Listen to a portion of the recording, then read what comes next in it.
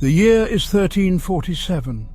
A shadow creeps across Europe, carried by ships and trade routes, a great and terrible sickness.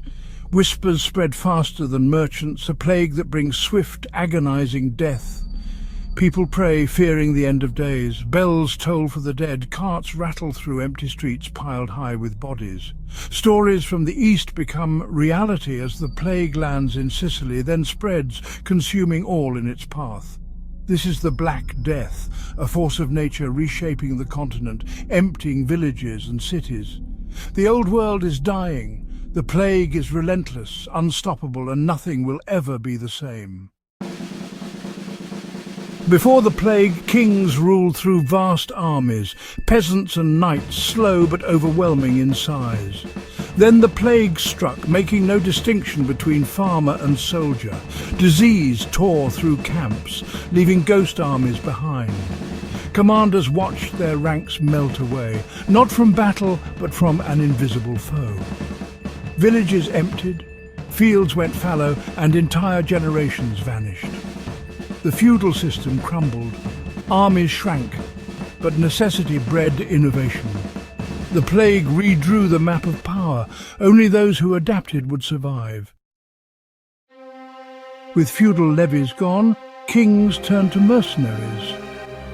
Soldiers who fought for pay, not loyalty. War became a business. Coin was as mighty as the sword.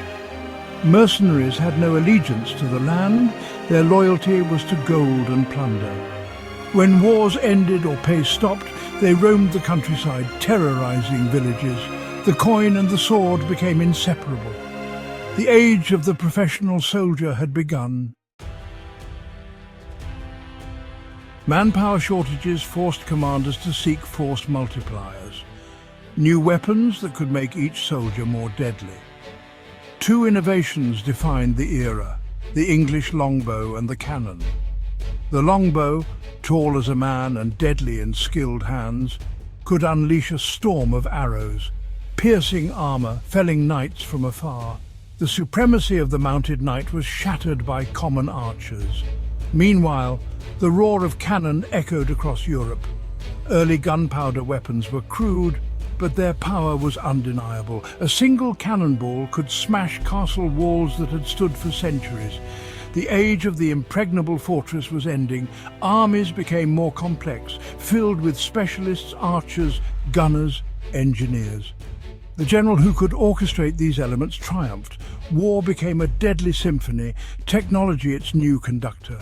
The battlefield was no longer ruled by brute force, but by innovation.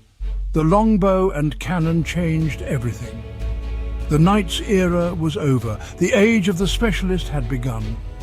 Technology, not tradition, now decided victory. The sound of arrows and cannonballs replaced the clash of lances. The future of war was being forged in fire and steel. The old world's defenses crumbled before the new. The rules of battle had changed forever. Before the plague, war was the domain of the mounted knight. Armoured, powerful, the ultimate weapon.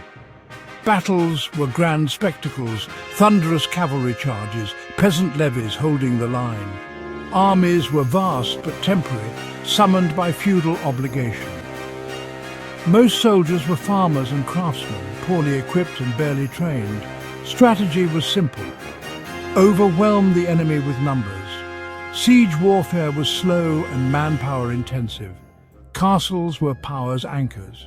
Victory depended on who could last longer, not who was smarter.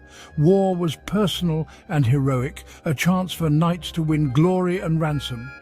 The common soldier was a pawn, his life cheap. Bloodline and duty determined your place on the battlefield. The world was built on strict hierarchy. The knight's charge was the decisive moment. The peasant's role was to die. Castles stood as symbols of feudal might. The ethos was chivalric, the structure rigid. This was the world the plague would tear apart. The old order was about to fall. The battlefield was set for revolution. The age of knights and levies was ending. After the Black Death, the grand armies of the past vanished.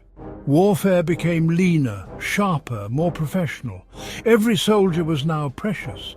Tactics mattered more than numbers. The goal shifted from overwhelming the enemy to outsmarting them. Positioning, terrain and coordination became keys to victory. The knight's dominance faded. Longbows and disciplined spearmen could stop him cold. Plate armor grew heavier, but knights became less mobile and less decisive. Infantry, especially mercenaries, became the army's core. Cannons transformed siege warfare. Tall castle walls became liabilities. New fortresses were built low and thick, designed to deflect cannonballs. Sieges became artillery duels, not waiting games. War grew more expensive. Professional soldiers and gunpowder cost dearly. Only the wealthiest rulers could afford modern armies. Power centralized in monarchs' hands. Lesser nobles faded. The battlefield forged the new nation-states of Europe. War became an instrument of state, not just a contest of nobles. The old feudal order crumbled. The new world was built on cash, contracts and cannon. The age of chivalry was over. The seeds of new warfare were sown even as the plague descended. At Crécy in 1346, a smaller English army used longbows and defensive tactics to shatter a larger French force. The flower of French chivalry fell to English arrows. The knight's supremacy was broken. At Poitiers in 1356, the English repeated their success, using longbows, defensive lines and flexibility. The French king was captured, a catastrophe that proved the old ways were suicidal. These battles prophesied the future. Smaller, disciplined armies with superior technology could defeat larger traditional forces. The common soldier's skill now mattered more than noble birth. The lessons of Crécy and Poitiers became essential for survival in the post-plague world. Defensive positions and missile weapons became the new norm. The 100 Years' War became a laboratory for innovation. Mercenaries, gunpowder, logistics. War was no longer chivalric. It was a grinding struggle for survival. Professional soldiers and advanced weapons ruled the battlefield. The echoes of these battles were heard everywhere, a constant reminder that the world had changed. The knight's age was gone. The era of the professional had arrived. The future belonged to those who adapted. The old world was lost in the storm. The Black Death was more than a tragedy. It was a crucible that forged a new world. The decline of feudal levies and rise of professional soldiers set the stage for modern standing armies. The state, not nobles, now held the monopoly on violence. The common soldier's skill, not birth, mattered most. The knight lost his mystique. The battlefield became a place of equality and innovation. The arms race, sparked by the plague, never stopped. Longbows gave way to handguns, cannons to artillery.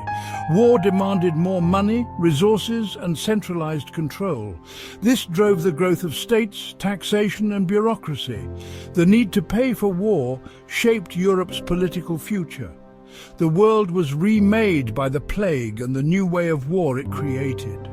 A microscopic organism brought civilization to its knees, but forced humanity to adapt. The world of chivalry died in the plague pits. In its place rose a world of contracts, cash and cannons. The shadow of the pestilence receded, but its legacy endured. The survivors built a new world from the ashes. The Black Death changed everything, and its echoes still shape us today.